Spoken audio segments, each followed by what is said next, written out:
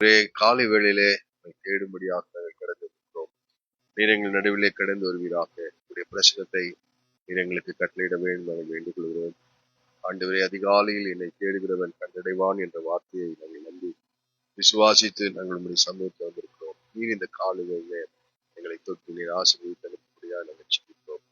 ஆண்டவரே, சில நிமிடங்கள் இதுவரைக்கும் செய்து வந்த நடத்தி வந்த பாதைகளை நினைவு கூர்ந்து துதிக்க ஸ்தோத்திரிக்க ஆண்டவரே பாட மகிமைப்படுத்த ஆண்டவரே நாங்கள் இருக்கிறோம். கர்த்தர் இந்த ஆராதனையை அங்கீகரிப்பீராக. ஆண்டவரே, உடைய நாமும் எங்கள் நடுவிலே மகிமைப்படட்டும். இடத்தை சுற்றிலும் தூதர்களை வைத்து பாதுகாத்துக் கொள்ளும். கர்த்தர் எங்கள் நடுவிலே மாபெரும் கிரியைகளை நடத்தி கொண்டே நாம் வந்திருக்கிற ஒவ்வொருவரும் தேவனால் தொடப்பட்டுள்ளாய், தேவனால் ஆசீர்வதிக்கப்பட்டுள்ளாய் கடந்து செல்ல கர்த்தர் உதவி செய்வதும் வந்து கொண்டிருக்குள்ளுக்காக கூட செபிக்கிறோம். எல்லா தடைகளையும் நீக்கி துரிதமாக எங்கள் நடுவிலே அழைத்துக் கொண்டு வருகிறார். நாமும் எங்கள் நடுவிலே தொடர்ந்து மகிமைப்படட்டும். இயேசுவின் நாமத்தில் வேண்டிக் கொள்கிறோம் எங்கள் நல்ல பிதாவே.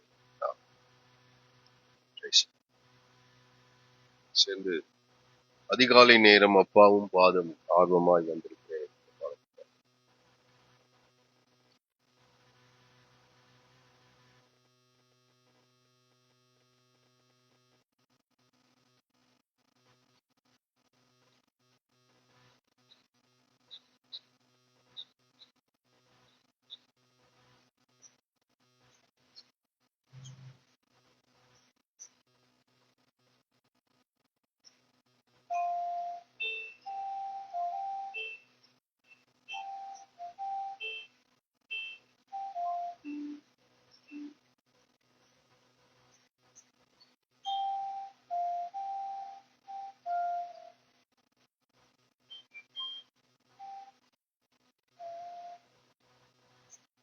அதிகாலை நேரம் அப்பாவும் பாதம் ஆர்வமாய் வந்திருக்கிறேன்.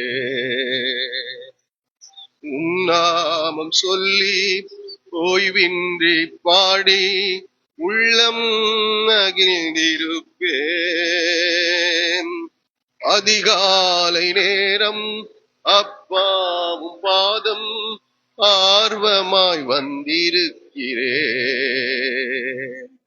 உன்னாமம் சொல்லி ஓய்வின்றி பாடி உள்ளம் மகிழ்ந்திருப்பேன். மறுபடியும் சொல்லுவோமாம்.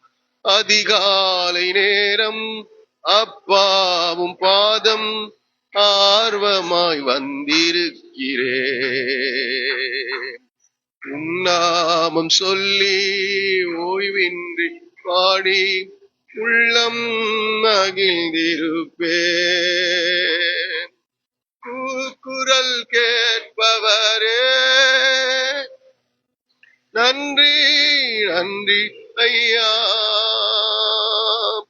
கூக்குரல் கேட்பவரே நன்றி நன்றி ஐயா. குறைகளை தீர்ப்பவரே நன்றி நன்றி ஐயா. குறைகளை தீர்ப்பவரே நன்றி நன்றி ஐயா. அதிகாலை நேரம் அப்பாவும் பாதம் ஆர்வமாய் வந்திருக்கிறேன்.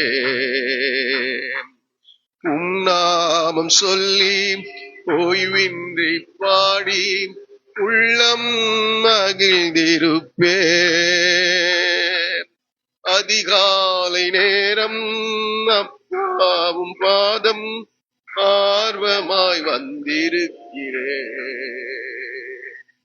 உன்னாமம் சொல்லி ஓய்வின்றி பாடி உள்ளம் மகிழ்ந்திருப்பேன். பலனே கண்மலையே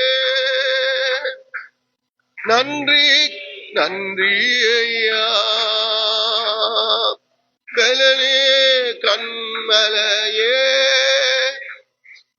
நன்றி நன்றி ஐயா. பெரியவரே உயிரே நன்றி நன்றி ஐயா. பெரியவரே உயிரே நன்றி நன்றி ஐயா.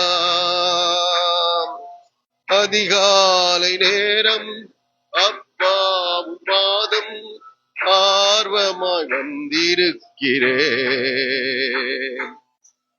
நாமம் சொல்லி ஓய்வின்றி பாடி உள்ளம் மகிழ்ந்திருப்பேன். அதிகாலை நேரம் அப்பாவும் பாதம் ஆர்வமாய் வந்திருக்கிறேன். நாமம் சொல்லி ஓய்வின்றி பாடி உள்ளம் மகிழ்ந்திருப்பேன். நினைவெல்லாம் அறிபவரே நன்றி நன்றி. நினைவெல்லாம் அறிபவர் ஆமாண்டவரே நன்றி நன்றி ஐயா. நிம்மதி தருபவரே நன்றி நன்றி ஐயா. நிம்மதி தருபவரே நன்றி நன்றி ஐயா. அதிகாலை நேரம் அப்பாவும் பாதம் ஆர்வமாய் வந்திருக்கிறேன். நாமும் சொல்லி ஓய்வின்றி உள்ளம் மகிழ்ந்திருப்பேன். அதிகாலை நேரம் அப்பாவும் பாதம் ஆர்வமாய் வந்திருக்கிறேன். நாமம் சொல்லி ஓய்வின்றி பாடி உள்ளம் மகிழ்ந்திருப்பேன். நலன் தரும் நல் மருந்தே நன்றி நன்றி ஐயா. நலன் தரும் நல் மருந்தே நன்றி நன்றி ஐயா.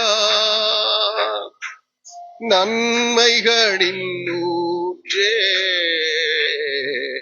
நன்றி நன்றி ஐயா. நன்மைகளின் ஊற்றே நன்றி நன்றி ஐயா. அதிகாலை நேரம் அப்பாவும் பாதம் ஆர்வமாய் வந்திருக்கிறேன். நாமம் சொல்லி ஓய்வின்றி பாடி உள்ளம் மகிழ்ந்திருப்பேன். அதிகாலை நேரம் அப்பாவும் பாதம் ஆர்வமாய் வந்திருக்கிறேன். நாமம் சொல்லி ஓய்வின்றி பாடி உள்ளம் மகிழ்ந்திருப்பேன். மரணத்தை ஜெயித்தவரே நன்றி நன்றி ஐயா. மரணத்தை ஜெயித்தவரே நன்றி நன்றி ஐயா. மன்னா பொழிந்தவரே நன்றி நன்றி ஐயா. மன்னா பொழிந்தவரே நன்றி நன்றி ஐயா. அதிகாலை நேரம் அப்பாவும் பாதம் ஆர்வமாய் வந்திருக்கிறேன். நாமம் சொல்லி ஓய்வின்றி பாடி உள்ளம் மகிழ்ந்திருப்பேன். அதிகாலை நேரம் அப்பாவும் பாதம் ஆர்வமாய் வந்திருக்கிறேன். நாமம் சொல்லி ஓய்வின்றி உள்ளம் மகிழ்ந்திருப்பேன். விண்ணப்பம் கேட்பவரே நன்றி நன்றி ஐயா. விண்ணப்பம் கேட்பவரே நன்றி நன்றி ஐயா. கண்ணீர் துடைப்பவரே நன்றி ஐயா. கண்ணீர் துடைப்பவரே நன்றி நன்றி ஐயா. அதிகாலை நேரம் அப்பாவும் பாதம் ஆர்வமாய் வந்திருக்கிறேன். உன்னாமம் சொல்லி ஓய்வின்றி பாடி உள்ளம் மகிழ்ந்திருப்பேன். அதிகாலை நேரம் ஆர்வமாய் வந்திருக்கிறேன். நாமம் சொல்லி ஓய்வின்றி உள்ளம் மகிழ்ந்திருப்பேன். ஹல்லேலூயா. ஒரு பாடலை கூட பாடுவோம். இதுவரை நடத்தினீர் இனியும் நடத்துவீரே வாயிரே பார்த்து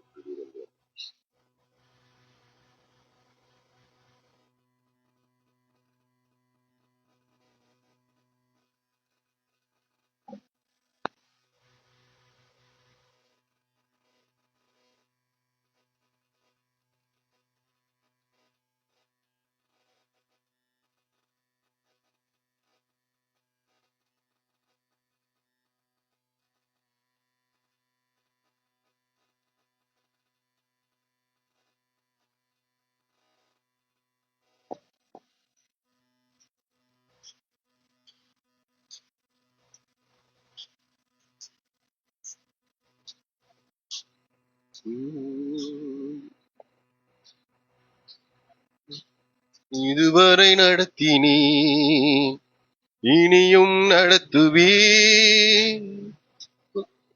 யெகோவாயீரே பார்த்து கொள்வீ. இதுவரை நடத்தினீ இனியும் நடத்துவீ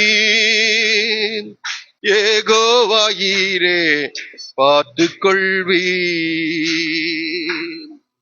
யெகோவாயீரே யெகோவாயீரே என் தேவையாவும் நீ சந்திப்பீ.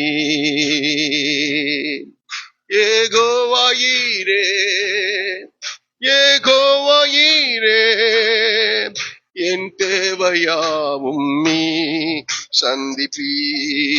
சேர்ந்து சொல்லுவோமா? இதுவரை நடத்தினீன் இனியும் நடத்துவீ யெகோவாயீரே பார்த்து கொள்வீ. இதுவரை நடத்தினீன் இனியும் நடத்துவீ யெகோவாயீரே பார்த்து கொள்வீ. யெகோவாயீரே யெகோவாயீரே என் தேவையாவும் நீ சந்திப்பீ. யெகோவாயீரே யெகோவாயீரே என் தேவையாவும் நீ சந்திப்பீ. கடந்து வந்த பாதையை நான் பார்க்கிறேன். சுமந்து வந்ததை நான் உணர்கிறேன். கடந்து வந்த பாதையை நான் பார்க்கிறேன். நீ சுமந்து வந்ததை நான் உணர்கிறேன். என் தந்தை நீரே என் தந்தை நீரே என்னை சுமந்து வந்த தெய்வம் நீரே. என் தந்தை நீரே, என் தந்தை நீரே, என்னை சுமந்து வந்த தெய்வம் நீரே. வண்ணாந்திரத்தில் வழிகளை உண்டாக்கினீ, வறண்ட நிலத்தில் நீரூற்றை காட்டினீ. வண்ணாந்திரத்தில் வழிகளை உண்டாக்கினீ, வறண்ட நிலத்தில் நீரூற்றை காட்டினீ. சர்வ வல்லவரே, சர்வ வல்லவரே, என் வாழ்வில் என்றும் போதுமானவரே. சர்வ வல்லவரே, சர்வ வல்லவரே, என் வாழ்வில் என்றும் போதுமானவரே. வண்ணாந்திரத்தில் வழிகளை உண்டாக்கினீ. சேர்ந்து பாடுவோமா? வறண்ட நிலத்தில் நீரூற்றை காட்டினீ, வண்ணாந்திரத்தில் வழிகளை உண்டாக்கினீ. வறண்ட நிலத்தில் நீரூற்றை காட்டினீ. சர்வ வல்லவரே, சர்வ வல்லவரே, என் வாழ்வில் என்றும் போதுமானவரே. சர்வ வல்லவரே, சர்வ வல்லவரே, என் வாழ்வில் என்றும் போதுமா. அப்படியே தயவுசெய்து எல்லாரும் எழுந்து நின்று இந்த பாடலை நாம் சேர்ந்து பாடுவோம். இதுவரை நீர் நடத்தினீர், இந்த 4 மாதங்கள் கர்த்தர் நம்மை நடத்தி இருக்கிறார். ஆகவே ஒரு தந்தையை போல நம்மை சுமந்து வந்திருக்கிறார். எல்லா தேவைகளையும் அவர் சந்தித்திருக்கிறார். ஆகவே இந்த பாடலை என்னோடு கூட சேர்ந்து இருதயத்தின் ஆழத்திலிருந்து பாடி தேவனை மகிமைப்படுத்தும்படி கேட்கிறேன். ஹல்லேலூயா. இதுவரை நடத்தினீ, இனியும் நடத்துவீர். யெகோவாயீரே பார்த்துக் கொள்வீர். இதுவரை நடத்தினீர், இனியும் நடத்துவீர். யெகோவாயீரே பார்த்துக் கொள்வீர். யெகோவாயீரே, யெகோவாயீரே, என் தேவையாவும் நீ சந்திப்பீர். யெகோவாயீரே, யெகோவாயீரே, என் தேவையாவும் நீ சந்திப்பீர். இதுவரை நடத்தினீர், இனியும் நடத்துவீர். யெகோவாயீரே பார்த்துக் கொள்வீர். இதுவரை நடத்தினீர், இனியும் நடத்துவீர். யெகோவாயீரே பார்த்துக் கொள்வீர். யெகோவாயீரே, யெகோவாயீரே, என் தேவையாவும் நீ சந்திப்பீர். யெகோவாயீரே, யெகோவாயீரே, என் தேவையாவும் நீ சந்திப்பீர். கடந்து வந்த பாதையை நான் பார்க்கிறேன், நீ சுமந்து வந்ததை நான் உணர்கிறேன். கடந்து வந்த பாதையை நான் பார்க்கிறேன், நீ சுமந்து வந்ததை நான் உணர்கிறேன். என் தந்தை நீரே, என் தந்தை நீரே, என்னை சுமந்து வந்த தெய்வம் நீரே. என் தந்தை நீரே, என் தந்தை நீரே, என்னை சுமந்து வந்த தெய்வம் நீ. மறுபடியும் சொல்வோமா? என் தந்தை நீரே, என் தந்தை நீரே, என் தந்தை நீரே, என்னை சுமந்து வந்த தெய்வம் நீரே, என் தந்தை நீரே, என் தந்தை நீரே, என்னை சுமந்து வந்த தெய்வம் நீரே. வனாந்திரத்தில் வழிகளை உண்டாக்கினீர், வறண்ட நிலத்தில் நீரூற்றை காட்டினீர். வனாந்திரத்தில் வழிகளை உண்டாக்கினீர், வறண்ட நிலத்தில் நீரூற்றை காட்டினீர். சர்வ வல்லவரே, சொல்லுவோம், சர்வ வல்லவரே, என் வாழ்வில் என்றும் போதுமானவரே. சர்வ வல்லவரே, சர்வ வல்லவரே, என் வாழ்வில் என்றும் போதுமானவரே. சர்வ வல்லவரே, சர்வ வல்லவரே, என் வாழ்வில் என்றும் போதுமானவரே. இதுவரை நடத்தினீர், இனியும் நடத்துவீர். ஓவாயிரே, பார்த்து கொள்வீர். இதுவரை நடத்தினீர், இனியும் நடத்துவீர். யெகோவாயிரே, பார்த்து கொள்வீர். யெகோவாயிரே, யெகோவாயிரே, என் தேவையாவும் நீ சந்திப்பீர்.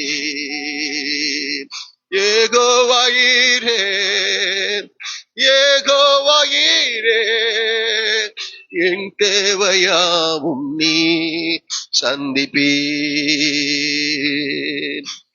இதுவரை நடத்தினீர், இனியும் நடத்துவீர். யெகோவாயிரே, பார்த்து கொள்வீர்.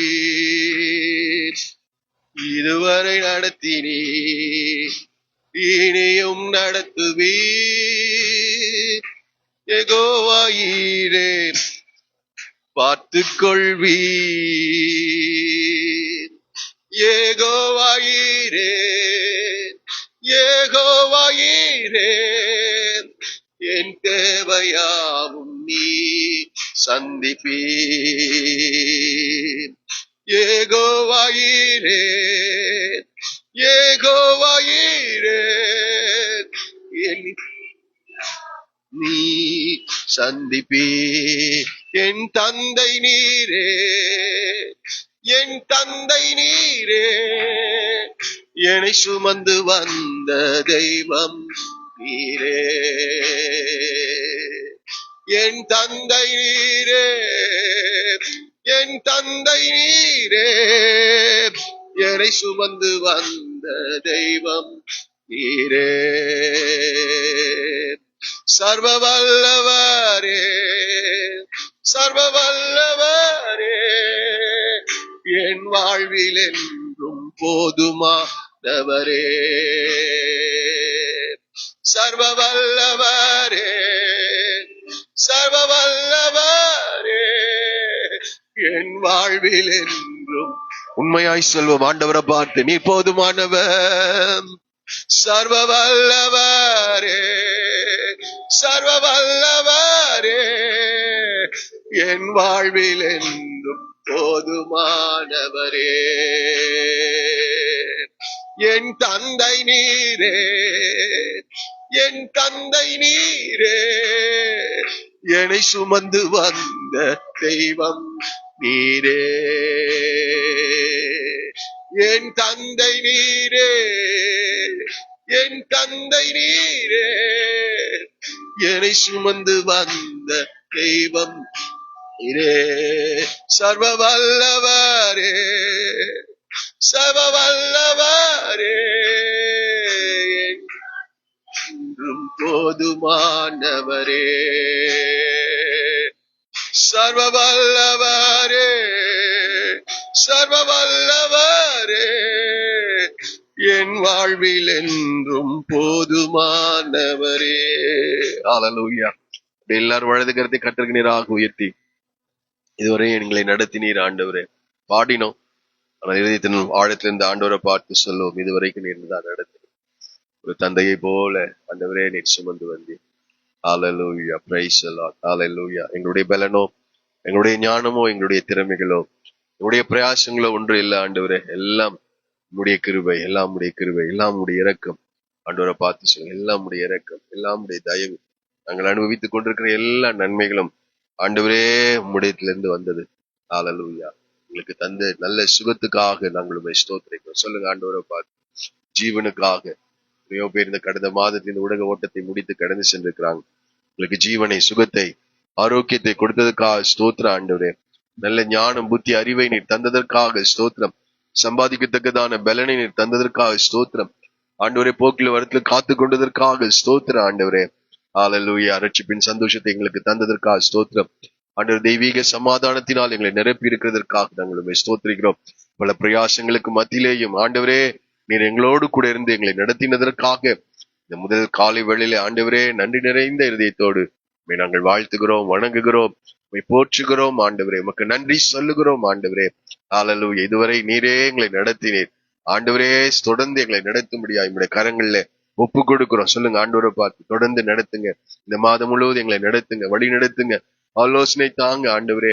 ஆண்டவரே ஸ்தோத்திரம். நாங்கள் நடக்க வேண்டிய பாதை எங்களுக்கு காட்டுங்க, நாங்கள் செய்ய வேண்டியதை எங்களுக்கு நீர் உணர்த்துங்க ஆண்டவரே. ஹல்லேலூயா. வழி இதுவே, இதிலே நடவுங்கள் என்ற ஆண்டவரே போதகருடைய சத்தத்தை எங்கள் காதுகள் கேட்கட்டும் ஐயா.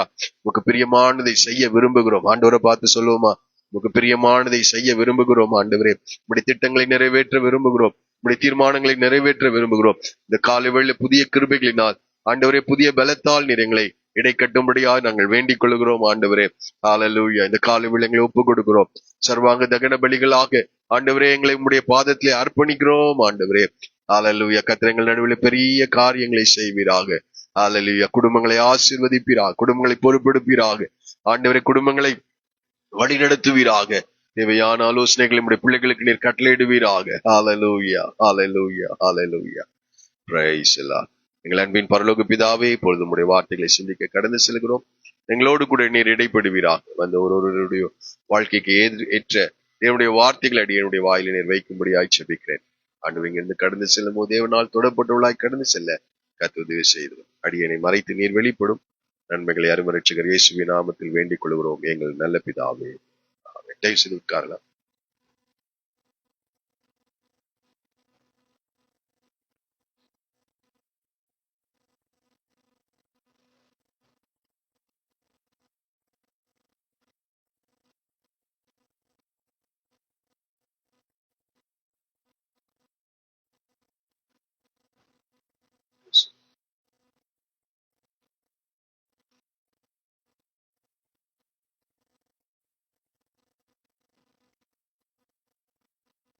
கர்த்தருடைய பரிசுத்தமுள்ள நாமம் மகிமைப்படுவதாக.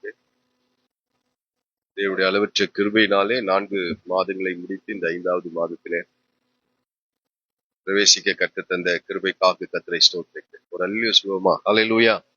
கர்த்தர் நல்லவர். ஆமென்.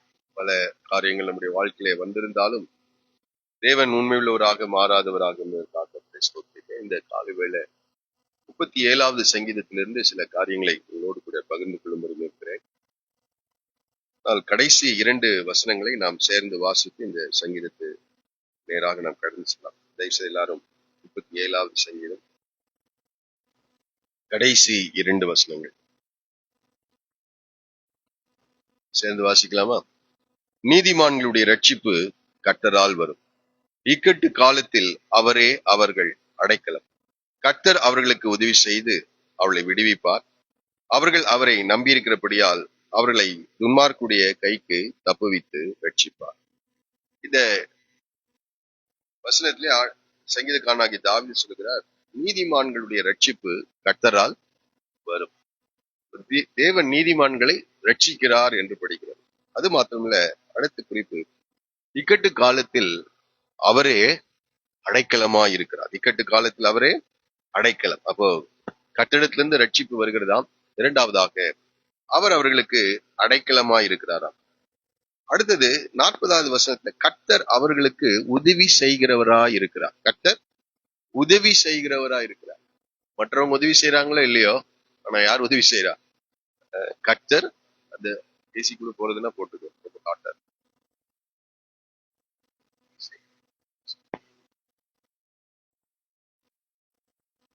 கர்த்தர் உதவி செய்கிறார். கர்த்தர் உதவி செய்து அவர்களை விடுவிப்பார். ரட்சிக்கிறார் என்ற வார்த்தைக்கு அர்த்தம் உதவி செய்கிறார், விடுவிக்கிறார் என்றுதான் அர்த்தம். அடுத்தது கடைசியாக நாம் படிக்கிறோம், அவர்கள் அவரை நம்பியிருக்கிறபடியால் அவளை துன்மார்க்குடைய கைக்கு தப்புவித்து ரட்சிப்பார். ரட்சிப்பு, விடுதலை என்ற வார்த்தையில் ஒரு காரியத்தை.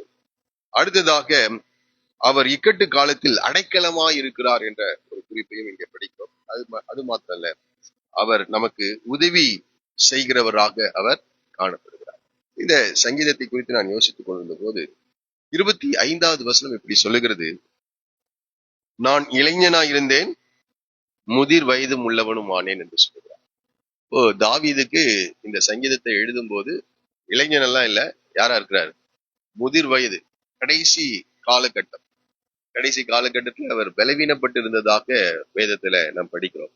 அது மாத்திரமல்ல, அவருடைய குடும்பத்துல சில பிரச்சனைகள் ஏற்பட்டிருக்கிறது. பல பிரச்சனைகளை சந்தித்த தாவீது கடைசி காலகட்டத்துல என்ன பிரச்சனைனா, அடுத்த அந்த சிங்காசனத்துல யார் உட்கார்கிறது என்று அவருடைய குடும்பத்திலேயே பல பிரச்சனைகள் ஏற்பட்டதை நாம் படிக்கிறோம்.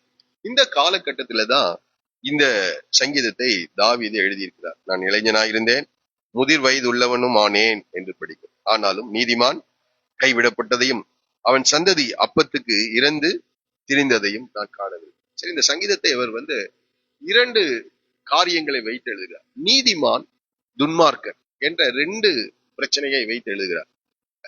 இந்த உலகத்திலேயே இந்த நீதிமானுக்கும் துன்மார்க்கனுக்கும் இடையே நடைபெறுகிற போராட்டம் தான் பல போராட்டங்களாக என்ன செய்யுது. அது தனிப்பட்ட நபர்களுக்கு இடையே நடைபெறுகிறதா இருந்தாலும் சரி, குடும்பங்களுக்கு இடையே நடைபெறுகிறதா இருந்தாலும் சரி, 2 இனங்களுக்கு இடையே நடைபெறுகிற காரியமா இருந்தாலும் சரி, 2 தேசங்களுக்கு இடையே. பாருங்க, இந்தியாவிலையும் பாகிஸ்தானிலும் பிரச்சனை என்னன்னா இந்த பிரச்சனை தான். நீங்க அதை நன்றாய் புரிந்து கொள்வீர்கள் என்றால், எல்லா இடங்களிலேயும் இந்த போராட்டம் இருக்கு.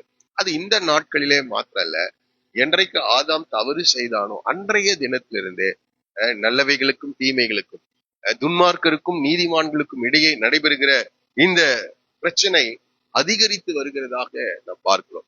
தாவீதின் நாட்களில் அந்த பிரச்சனை காணப்பட்டது. இன்றைக்கு கூட பல வேதனைகளுக்கும் பல பிரச்சனைகளுக்கும் மூல காரணம் இந்த நீதிமானுக்கும் துன்மார்க்கனுக்கும் இடையே நடைபெறுகிற போராட்டங்களாக காணப்படுது. அதை வைத்துதான் இந்த சங்கீதத்தை அவர் எழுதுகிறார். துன்மார்க்கன் என்ற வார்த்தையை இந்த தமிழ் வேதாகமத்திலே 13 முறை பயன்படுத்துகிறார். ஆனால் ஆங்கில வேதாகமத்திலே 14 முறை இந்த துன்மார்க்கர் என்ற வார்த்தையை அவர் பயன்படுத்துகிறார். அப்போ துன்மார்க்கன். இன்னொரு காரியம் நீதிமான். இந்த நீதிமானுக்கும் துன்மார்க்கனுக்கும் இடையே நடைபெறுகிற காரியங்களை இஸ்ரவேல் ஜனங்கள், தேவனுடைய வார்த்தையின்படி நடக்கிறவர்கள் நீதிமான்கள் என்ற நிலையிலே லேவியராகமம் புஸ்தகம் 26ஆம் அதிகாரத்திலும், உபாகம் புஸ்தகம் 27வது அதிகாரத்திலிருந்து 30வது அதிகாரம் வரைக்கும் தேவனுடைய வார்த்தைகளின்படி நடக்கும் போது தேவன் அவர்களுக்கு செய்கிற ஆசீர்வாதங்களையும், தேவனுடைய வார்த்தைகளுக்கு எதிராக ஒரு மனிதன் செயல்படும் போது கர்த்தர் அவர்களுக்கு எதிராக செயல்படுகிறதையும் இந்த வேத பகுதிகளில் லேவியராகமம் புஸ்தகத்தையும் உபாகம் புஸ்தகத்தையும் நாம் படிக்கிறோம். அப்போ அங்கேயே அந்த துன்மார்க்கர் நீதிமான் என்ற நிலையிலே சில காரியங்களை ஆண்டவரே அதை அறிவிக்கிறவராயிருக்கிறார். இந்த சங்கீதத்திலே இந்த தாவீது முதலாவதாக இந்த துன்மார்க்கரும் நீதிமான்களும் இந்த பூமியிலே வாழ்ந்து கொண்டிருக்கிறார்கள். இந்த நீதிமான்களுக்கு ரட்சிப்பு கர்த்தரால் வரும். அவர் அவர்களுக்கு அடைக்கலமா இருக்கிறார். அவர் அவர்களுக்கு உதவி செய்கிறார். அவர் எல்லா சூழ்நிலைகளிலும் அவர்கள் விடுவிக்கிறவ தேவனாக இருக்கிறார் என்று சொல்லுகிறார்.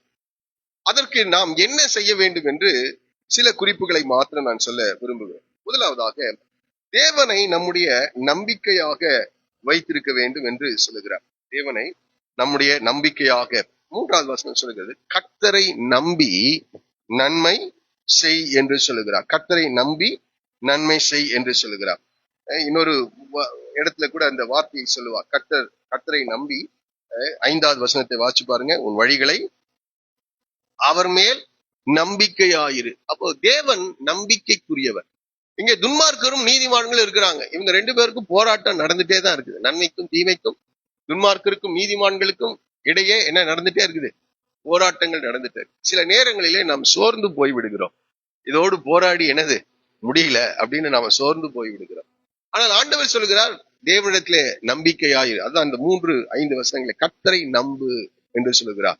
5வது வசனத்திலே உன் வழியை கர்த்தருக்கு ஒப்புவித்து அவர் மேல் நம்பிக்கையாய். சரி, இதை சொல்ல தாவீது 5 காரியங்களை இந்த முதல் 11 வசனத்துல சொல்லுகிறார். 5 காரியம் என்ன சொல்றாருன்னா, ஃபர்ஸ்ட், பொல்லாதவர்களை குறித்து எரிச்சல் அடையாது. ஒரு காரியம் என்னப்பா? பொல்லாதவர்களை குறித்து எரிச்சல். நம்ம என்ன துன்மார்க்கரை பார்க்கும் போது நமக்கு என்ன வந்துருது? இல்ல, எரிச்சல் வருகிறது. ஆனால் ஆண்டவரை நம்புகிற ஒரு மனிதன் என்ன செய்யணும்? எரிச்சல் அடையாது. வரும், அந்த உணர்ச்சிகள் வரும். அவர்கள் செய்கிற தீமைகள், அவர்கள் பேசுகின்ற காரியங்கள், அவர்கள் நமக்கு எதிராக செயல்படுகிற விதங்களை பார்க்கும் போது உடனடியாக கோபம் என்ன செய்கிறது? வருகிறது, எரிச்சல் வருகிறது. அதை நிறைய முறை அதை நாம் படிக்கிறோம். பொல்லாதவர்களை குறித்து எரிச்சல் அடையாது. நீதிமொழிகள் புஸ்தகத்துல சாலமோனும் இதை சொல்லுகிறார். வாசிக்கலாம். நீதிமொழிகள் புஸ்தகம் 23ஆம் அதிகாரம் 17-18 வரைக்கும் வாசிப்பாருங்க.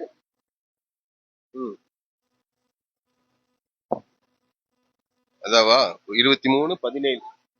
பொறாமை கொள்ள விடாதே,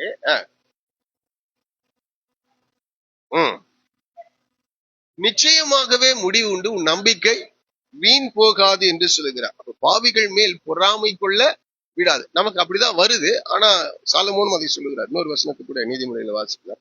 24ஆம் அதிகாரம் 19-20 வசனங்கள். 24. எரிச்சல் அடையாதே, பொறாமை கொள்ளாதே, துன்மார்க்கனுக்கு நல் முடிவு இல்லை, துன்மார்க்குடைய விளக்கு.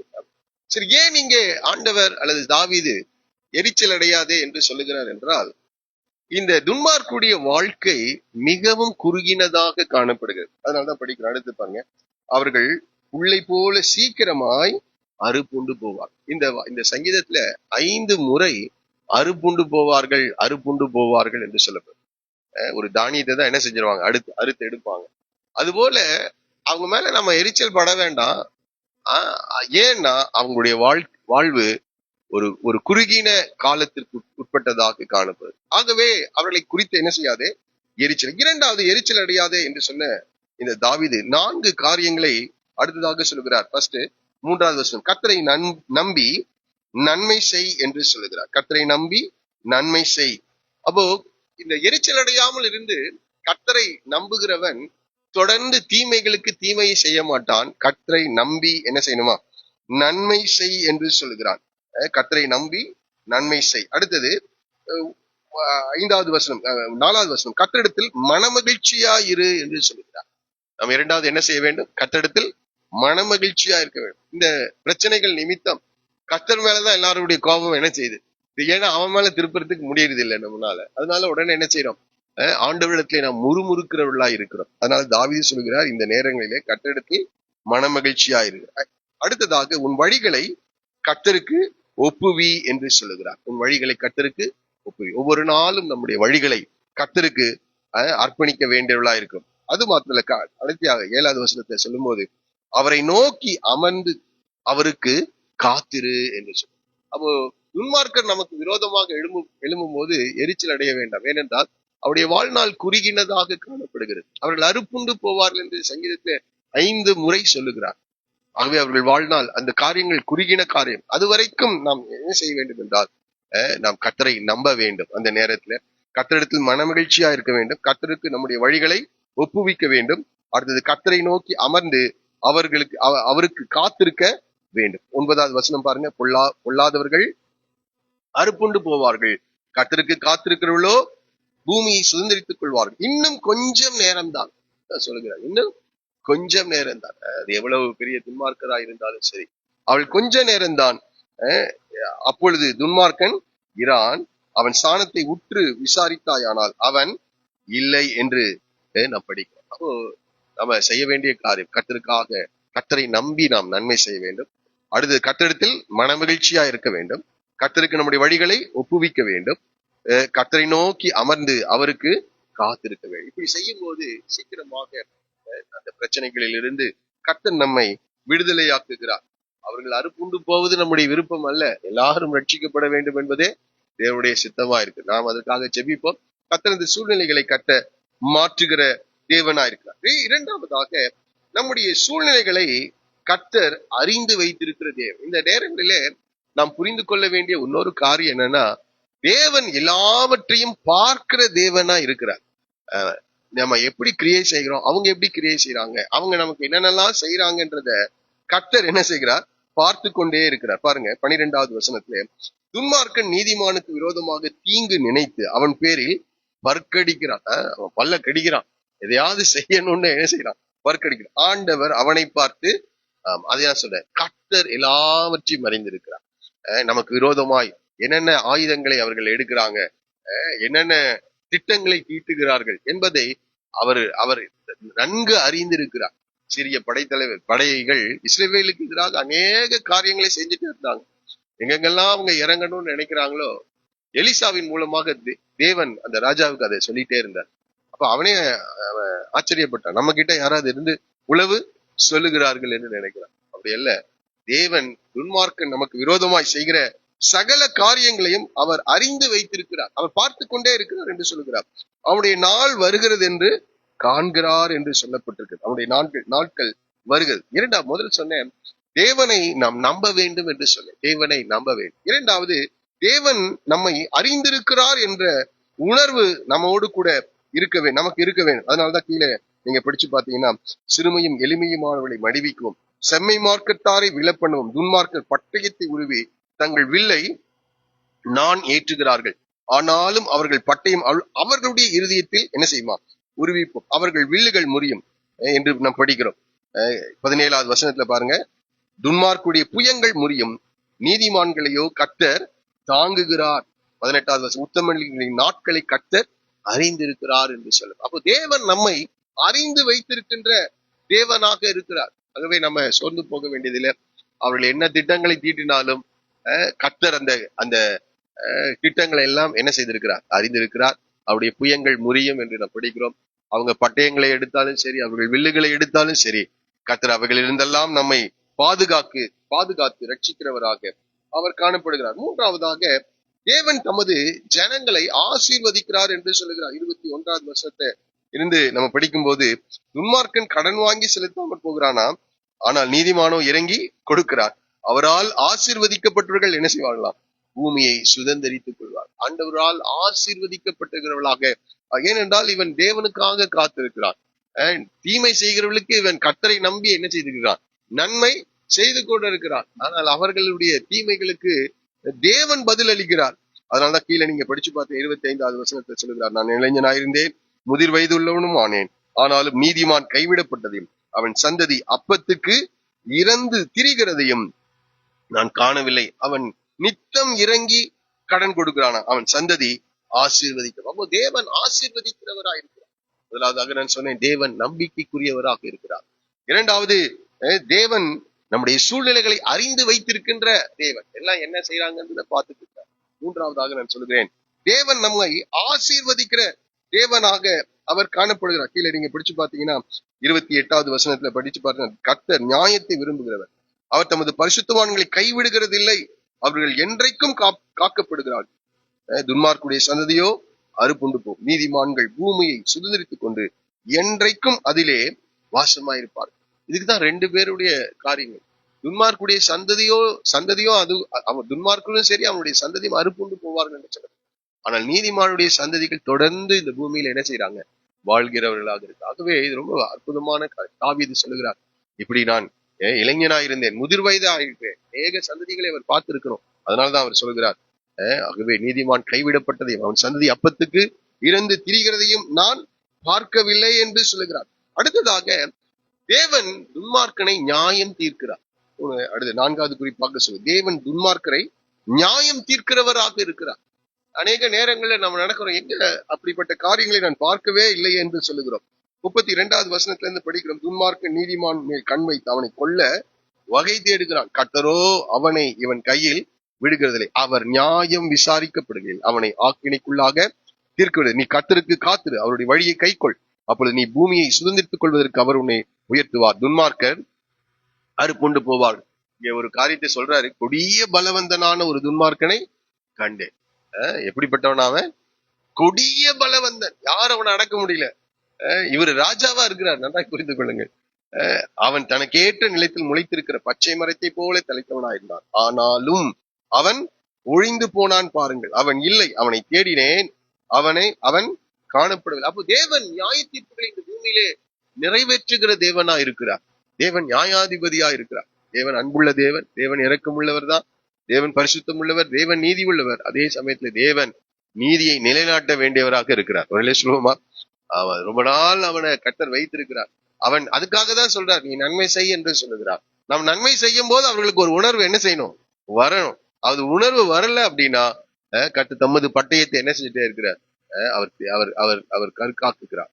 அவர் அதை அந்த ஞாயிற்றுப்பு நாளுக்கென்று அதை வைத்திருக்கிறார். வரும்போது கூட யோசிச்சுங்க, இந்த பார்வோனுக்கு எத்தனையோ முறை கர்த்தர் என்ன செஞ்சுட்டே இருந்தார்? பேசிக்கொண்டே இருந்தார். எகிப்து தேசத்துல அவருடைய ஜனங்களை அனுப்பி விடும்படியாக. ஆனா அவனோ அவளை கொடுமையாக என்ன செய்து கொண்டே இருந்தான்? ஒடுக்கிக் கொண்டே இருந்தான். தேவன் தம்முடைய கிரியைகளின் மூலமாக தம்முடைய வல்லமையை வெளிப்படுத்தி கொண்டே இருந்தார். ஆனா கடைசி வரைக்கும் அவங்க என்ன செய்யல? அவங்க மனம் திரும்பவே இல்லை. கடைசியில அவர்களுக்கு அந்த நியாய தீர்ப்பை தான் தேவன் அனுப்ப வேண்டியதா இருக்கு. ஆகவே தேவன் நியாயம் தீர்க்கிறவரா இருக்கிறார். அதனால இந்த அதிகாரத்துல, இந்த சங்கீதத்துல 5 முறை அறுப்புண்டு போவார்கள் என்று சொல்லப்பட்டிருக்கு. ஆகவே தேவன் துன்மார்க்கரை மேல் நியாய தீர்ப்பை கடந்து வர பண்ணுகிறார். நீதிமான்களுடைய சந்ததியை கர்த்தர் என்ன செய்கிறார்? ஆசீர்வதிக்கிறார். ஆனா இந்த ரெண்டும் இருந்துதான் இருக்கும். இந்த பூமியில கர்த்தர் புதிய வானத்தையும் புதிய பூமியும் சிருஷ்டிக்கிற வரைக்கும் இந்த தீங்கு என்ன செஞ்சுட்டே தான் இருக்கும், இருந்து கொண்டுதான் இருக்கும். ஆனால் அவைகளுக்கு மத்தியிலே தேவன் நம்மை பாதுகாக்கிறவரா இருக்கிறார். அங்கே ஒரு காரியத்தை வச்சிருக்கிறார். நீங்க பாத்தீங்கன்னா, ஒரு தாவீது உருவாக வேண்டும் என்றால் ஒரு சவுல் என்ன செஞ்சுதான் இருக்கணும்? அங்க இருந்துதான். ஒரு யோசேப்பு உருவாக வேண்டும் என்றால் யோசேப்பின் சகோதரர்கள் அவனை பொறாமைப்பட்டு அவனை பகைத்து அவனை என்ன செய்யணும்? குழியில போட்டு மீதியானவர்கள் கையில விற்று போத்திபார் மனைவி வரணும். இதெல்லாம் நடந்தாதான் ஒரு யோசேப்பை என்ன செய்ய முடியும்? நாம என்ன நினைக்கிறோம்? இதெல்லாம் இல்லாமலேயே நடக்கணும்னு நினைக்கிறோம். அப்படி இல்ல. கர்த்தர் இதன் மூலமாக தான் பரிசுத்தவான்களை என்ன செய்கிறார்? உருவாக அதை தமது திட்டத்துக்காக வைத்திருக்கிறார். ஒரு நோக்கத்திற்காக இந்த துன்மார்க்கரை இந்த பூமியிலே இல்லைன்னா முதல்ல என்ன செஞ்சிருக்கலாம்? அழித்திருக்கின்றிருக்கலாம். ஆனால் அதை ஆண்டவர் செய்யவில்லை. கடைசியாக தேவன் தமது ஜனங்களை விடுதலை ஆக்குகிறார். 39வது வசனத்தை படிக்கும். நீதிமானுடைய ரட்சிப்பு கர்த்தரால் வரும். தேவன் நீதிமான்களை விடுவிக்கின்ற தேவனாயிருக்கு. முதல்ல நான் சொன்னேன், தேவன் நம்பிக்கைக்குரியவராக இருக்கிறார். இரண்டாவது சொன்னேன், தேவன் நம்முடைய சூழ்நிலைகளை அறிந்திருக்கிற தேவனா இருக்கிறார். தேவன் தமது ஜனங்களை ஆசீர்வதிக்கிறார். அது மாத்திரமல்ல, தேவன் துன்மார்க்கரை நியாயம் தீர்க்கிறவராக இருக்கிறார். கடைசியாக நான் சொல்கிறேன், தேவன் தமது ஜனங்களை விடுதலை செய்கிற தேவனா இருக்கிறார். எவ்வளவு இக்கட்டான சூழ்நிலைகள் இருந்தாலும் தேவன் நம்மை விடுதலையாக்குகிற தேவனா இருக்கிறார். தாவீது அநேக சூழ்நிலைகளுக்கு வழியாக அவன் கடந்து சென்றான். அநேக சூழ்நிலை. அந்த நேரத்துல தாவீது அவர் சொல்றாரு, மரணத்துக்கும் எனக்கும் 1 மீட்டர் தூரம் எல்லாம் இல்ல, ஒரு அடி தூரம் மாத்திரம் இருக்கிறது என்று சொல்லுகிறார். சவுல் பல முறை ஈட்டியை எடுத்து ஓங்கி என்ன செஞ்சிருக்கான்? குத்துவதற்காக எரிந்திருக்கிறான். விலகி தப்பித்து கொண்டான் என்று சொல்ல. அவனை கைது செய்து கொண்டு வரும்படி போர் சேவகரை அனுப்புகிறான். சொல்றான், மனைவி சொல்லி அனுப்புறாங்க, அவருக்கு உடம்பு சரியில்லை, கட்டிலோட என்ன செய்ய தூக்கிட்டு வான்றாங்க. அப்படி ஒரு காலகட்டத்தை அவன் கடந்து சென்றான். பெலிஸ்தியர் தேசத்துல அவன் மாட்டிக்கொண்டான். இப்படி பல சூழ்நிலைகள்ல அவன் சிக்கி இருக்கிறான். ஆனால் கர்த்தர் துன்மார்க்குடைய கைகளில் தாவீதை என்ன செய்யவே இல்லை, விடவே இல்லை. கடைசி வரைக்கும் கர்த்தர் அவன் கையில விடவில்லை என்ற வசனம். கர்த்தர் தாவீதோடு கூட இருந்தார். தாவீதுக்கு என்ன சொன்னாரோ அதை தாவீதுடைய வாழ்க்கை அப்படியே நிறைவேற்றி முடித்தார். சாதாரண காரியம். சாமுவேல் தீர்க்கதரிசனம் சொல்லிட்டு சாமுவேல் மரித்து போய்விட்டார். சவுல் அவனுக்கு எதிராக எழும்புவான்னு அப்ப தெரியாது. அவனுக்கு எதிராக சூழ்நிலைகள் மாறும் என்று தெரியவே இல்லை. ஆனால் தாவீது கர்த்தரை நம்பி நன்மை செய்து கொண்டே இருந்தார். சவுல் அவனுடைய கையில ஒப்பு கொடுத்தார். ஆண்டவர் கூட இருக்கிறவன் சொல்றான், 2 குத்து இல்லப்பா, ஒரே குத்து என்ன செஞ்சிடலாம், குத்திடலாம். அவன் சொல்றான், கர்த்தரால் அபிஷேகம் பண்ணினவன் ராஜாவை நான் என்ன செய்ய மாட்டேன், கொலை செய்ய மாட்டேன். தீர்க்க தரிசனம் சொன்னாங்கன்னு எல்லாம் கூட சொல்லி பாக்குறாங்க. தாவீது என்ன செய்யல, இணங்கவே இல்லை. கர்த்தரை நம்பி சவுல் சொல்லுகிறான், ஒருவர் தன் மாற்றானை கண்டுபிடித்தால் கொலை செய்யாம விட மாட்டான், ஆனா நீ எனக்கு நன்மை செய்தா என்று சொல்லுகிறார். சவுலுக்கு தாவீது என்ன செய்கிறார், நன்மை செய்கிறார். அதனால்தான் சொல்ற, நீ மென்மேலும் பலப்படுவா என்று சொல்றார். நிச்சயமாய் சிங்காசனம் உன்னிடத்திலே உறுதிப்படும், நீ பெரிய காரியங்களை செய்வாய். அடிக்கடி நான் யோசிப்பேன், சத்ரு சொல்லுகிறார் தாவீதை பார்த்து, துன்மார்க்கன் சொல்லுகிறான் தாவீதை பார்த்து, நீ பெரிய காரியங்களை செய்வாய். இந்த காலை வேளையில நாம் நீதிமான்களாக வாழும்போது நமக்கு விரோதமாக மனிதர்கள் எழும்புவார். ஒருவேளை இந்த மாதத்துல அப்படிப்பட்ட சூழ்நிலை நீங்கள் கடந்து செல்லலாம். ஒருவேளை நீங்கள் அப்படிப்பட்ட சூழ்நிலை கடந்து வந்து கொண்டிருக்கலாம். அது எங்க இருந்தாலும் சரி, இந்த பூமியில துன்மார்க்கர் இருக்கிறார், பிசாசினால் ஆட்கொள்ளப்பட்டு கிரியை செய்கிறவர்கள் இந்த பூமியில இருக்கிறார். கர்த்தர் அதை ஒரு நோக்கத்திற்காக என்ன செய்திருக்கிறார், வைத்திருக்கிறார். பார்வோன் இல்லைன்னு வைங்க, இஸ்ரவேல் ஜனங்கள் எகிப்துல இருந்து விடுதலையாகி கானான் தேசத்துக்கு வந்திருக்கவே மாட்டாங்க. அதுக்காக கர்த்தர் பார்வோன்களை என்ன செஞ்சிருக்கிறார், வைத்திருக்கிறார். அதற்காக துன்மார்க்கரை வைத்திருக்கிறார். அதை நம்மால் புரிந்து கொள்ள முடியும். அவர்கள் இருந்தால் மாத்திரமே நமக்கு பெரிய ஆசீர்வாதங்களை கர்த்தர் வைத்து. ஆகவே இந்த காலை வேளையில கர்த்தர் நம்பிக்கைக்குரியவராக இருக்கிறார். அவரை நம்பி என்ன செய்யுங்க, நன்மை செய்து கொண்டே இருங்க. இந்த மாதம் முழுவதும் யாருக்கு தீமை செய்ய வேண்டாம், எல்லாருக்கும் நன்மை செய்ய. உங்களை விரோதிக்கிறவர்கள், உங்களை எதிர்த்து பேசுகிறவர்கள், உங்களுக்கு எதிராக செயல்படுகிற எல்லாருக்கும் நன்மை செய்து கொண்டே இருங்கள். கர்த்தரை நம்பி நன்மை செய்யுங்கள். அவரிடத்துல மனமகிழ்ச்சியா இருங்கள். அடுத்தது, உங்கள் வழியை கர்த்தருக்கு ஒப்புவீங்கள், கர்த்தருக்கு காத்திருங்கள். நிச்சயமாக சொல்லுகிறேன், கர்த்தர் சூழ்நிலைகளை கர்த்தர் மாற்றுவார். அது மாத்திரமல்ல, நம்முடைய எல்லா காரியங்களையும் தேவன் அறிந்திருக்கிறார். நம்மை ஆசீர்வதிக்க அவர் சித்தம் கொண்டிருக்கிறார். அது மாத்திரமல்ல, ஒரு காலம் வரும், தேவன் நீதிமானுக்கும் துன்மார்க்கருக்கும் நியாயம் செய்கிறதை நம்முடைய கண்கள் மாத்திரம் இல்ல, எல்லாருடைய கண்களும் காணும். கடைசியாக தேவன் நீதிமான்களை எல்லா சூழ்நிலைகளிலிருந்தும் அவர் விடுவிக்கிறார். அதுதான் கடைசி வசனம் சொல்லுது, நீதிமானுடைய ரட்சிப்பு கர்த்தரால் வரும், இக்கட்டு காலத்தில் அவர்களுக்கு அடைக்கலம். அது மாத்திரம் இல்ல, கர்த்தர் அவர்களுக்கு உதவி செய்து, ரொம்ப அற்புதமான காரியம். நமக்கு ஆண்டவரிடத்திலிருந்து உதவி வர வேண்டும். பிரைஸ் தி லார்ட், அல்லேலூயா. தேவன் உதவி செய்கிறவராய் இருக்கிறார். உதவி செய்து அவர்களை விடுவிப்பார். அவர்கள் அவரை நம்பி இருக்கிறபடியால் அவர்களை துன்மார்க்குடைய கைக்கு தப்புவிப்பார்.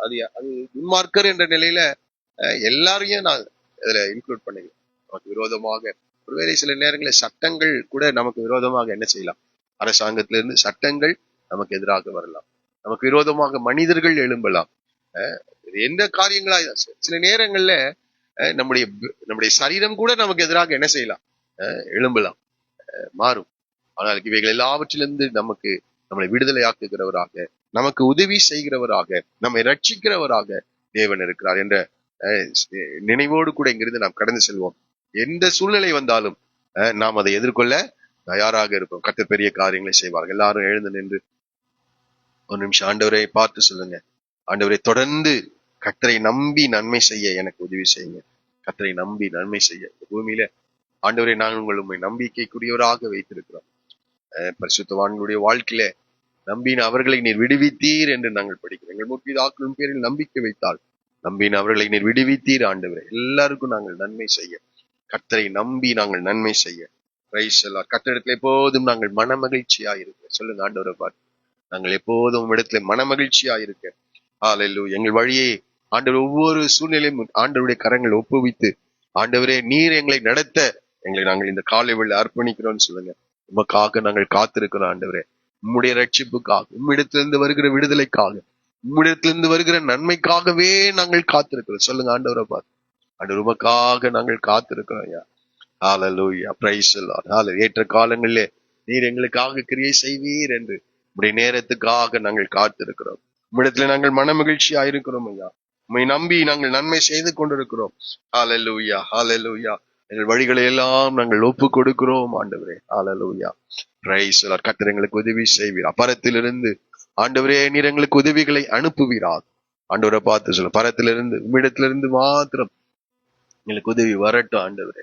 ஹல்லேலூயா. நாங்கள் மனிதர்களை அல்ல ஆண்டவரே, ஸ்தோத்திர சூழ்நிலைகளை அல்ல, உம்மையே நாங்கள் நோக்கி பார்க்கிறோம். ஹல்லேலூயா.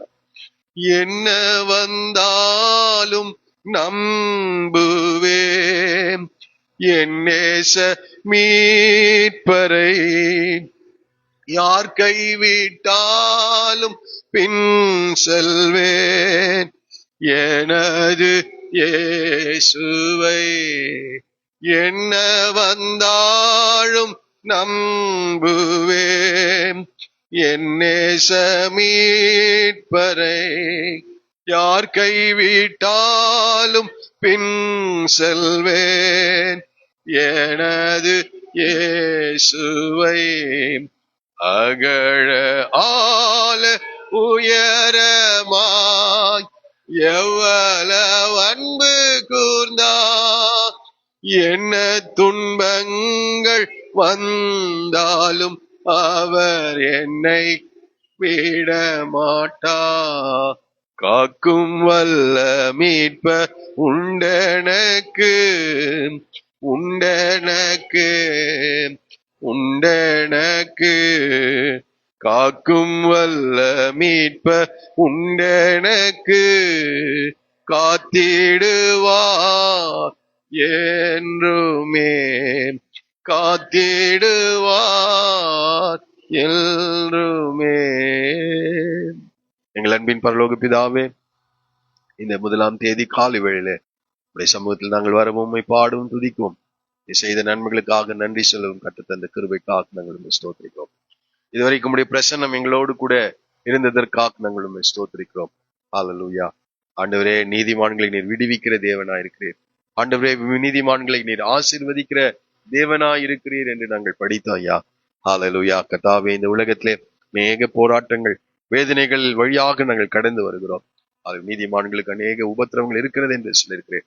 அவர்கள் எல்லாவற்றிலும் மீண்டு அவனை நீ தப்புவிக்கிற தேவனாய் இருக்கிறீர் என்பதை நாங்கள் அறிந்திருக்கிறோம். ஆகவே எப்போதும் பேரில் நாங்கள் நம்பிக்கையா இருக்க, ஆண்டவரை நம்பி இந்த பூமியில் இருக்கிற எல்லாருக்கும் நாங்கள் நன்மை செய்ய இந்த காலை வேளை நாங்கள் எங்களை ஒப்புக் கொடுக்கிறோம். இடத்தை நாங்கள் மன மகிழ்ச்சியா இருக்க ஆண்டவரை இன்னும் எங்களுக்கு வேண்டிய கிருபையை தாரும் ஆண்டவரே. ஹல்லேலூயா. எங்கள் வழிகளை ஆண்டவரே இந்த காலை வேளையிலே 1ஆம் தேதி ஒப்புக் கொடுக்கிறோம் ஆண்டவரே. நீர் எங்கள் பாதைகளை செவைப்படுத்துவீராக. உமக்காக ஆண்டவரே கடைசி வரைக்கும் காத்திருக்க, உடைய ரட்சிப்பை நீர் வெளிப்படுத்துகிற வரைக்கும் நம்பிக்கையோடு ஆண்டவரே உடைய சமூகத்தில் உமக்காக காத்திருக்க கர்த்தர் ஒவ்வொருவருக்கும் நீர் அனுக்கிரகம் செய்தருளவே நாங்கள் ஜெபிக்கிறோம். இந்த மாதம் முழுவதும் உடைய பிள்ளைகளை ஆதரிப்பீராக. உமக்கு உடைய பிள்ளைகளுக்கு எதிரான சூழ்நிலைகளுக்கு மத்தியிலே ஆண்டவர் அவர்கள் கடந்து செல்கிற சூழ்நிலைகளுக்கு மத்தியிலே ஆண்டவர் இந்த வசனங்களை ஞாபகத்திலே வைத்து ஆண்டவரே மனமகிழ்ச்சியா இருக்க, ஆண்டவரே கர்த்தரை நம்பி நன்மை செய்ய, ஆண்டவரே கர்த்தருக்கு காத்திருக்க, தங்களுடைய வழிகளை சீர்தூக்கி பார்த்து அந்த வழிகளை கர்த்தருக்கு ஒப்புவித்து தேவனிடத்திலிருந்து வருகிற உண்மையான ரட்சிப்பை, விடுதலைகளை, அடைக்கலத்தை அவர்கள் பெற்றுக்கொள்ள கர்த்தர் உதவி செய்தல்லவேன்னு சொல்லிக்கிறோம். ஒவ்வொருவரையும் ஆசீர்வதிங்க. இந்த மாதம் முழுவதும் நல்ல ஆரோக்கியத்தை, சுகத்தை, ஜீவனை, பலத்தை கட்டளையிடுவீராக. ஆண்டவரே ஸ்தோத்திரம். நல்ல ஞானம், புத்தி, அறிவை நீர் எங்களுக்கு கட்டளையிட வேண்டும் என்று நாங்கள் செபிக்கிறோம். நாங்கள் எல்லாரும் ஞானத்திலே குறைவுள்ளவர்களாய் இருக்கிறோம் ஆண்டவரே. பரலோகத்திலிருந்து உடைய மெய் ஞானத்தை நீர் எங்கள் ஒவ்வொருவருக்கும் நீர் அனுப்பி அருள வேண்டும் செபிக்கிறோம். ஆண்டவரே, வேலை செய்கிறவர்களுக்கு வேண்டிய கிருபைகளை தாரும். உடைய கைகளின் பிரயாசங்களை ஆசீர்வதிப்பீராக. நல்ல வேலை வாய்ப்புகளை ஏற்படுத்தி தரும்படியா நோக்கி நாங்கள் மன்றாடுகிறோம் ஆண்டவரே. உடைய பிள்ளைகளுடைய பிரயாணங்கள் ஆண்டவரே எல்லாவற்றையும் கர்த்தர் பொறுப்பெடுப்பீராக. ஆண்டவரே ஸ்தோத்திரிக்கிறோம். ஆண்டவரே குடும்பங்களே சமாதானத்தையும் ஆண்டவரே மகிழ்ச்சியும் நீர் கட்டளையிடவே நாங்கள் வேண்டிக் கொள்கிறோம். இந்த மாதத்திலும் அதிகமாய் தேவனை தேட ஆண்டவரே ஸ்தோத்திர அதிகமான நேரங்கள் மோடு கூட ஆண்டவரே செலவு செய்ய உடைய பிள்ளைகளுக்கு நீர் உதவி செய்தரலவே நாங்கள் வேண்டிக். காலை வேளையிலே சமூகத்துக்கு வந்த ஒவ்வொருவரையும் ஆசீர்வதித்தனது வர தடைப்பட்டவர்களுக்காக செபிக்கிறோம். அவர்களையும் ஆங்காங்க வைத்து ஆசீர்வதிக்கிறார். இந்த மாதம் முழு நீர் எங்களை பொறுப்பெடுத்து வழி நடத்தும், ஆசீர்வதியும் பலப்படுத்தும், ஆளுகை செய்யும். இயேசுவின் நாமத்தில் வேண்டிக் கொள்கிறோம் எங்கள் நல்ல பிதாவே.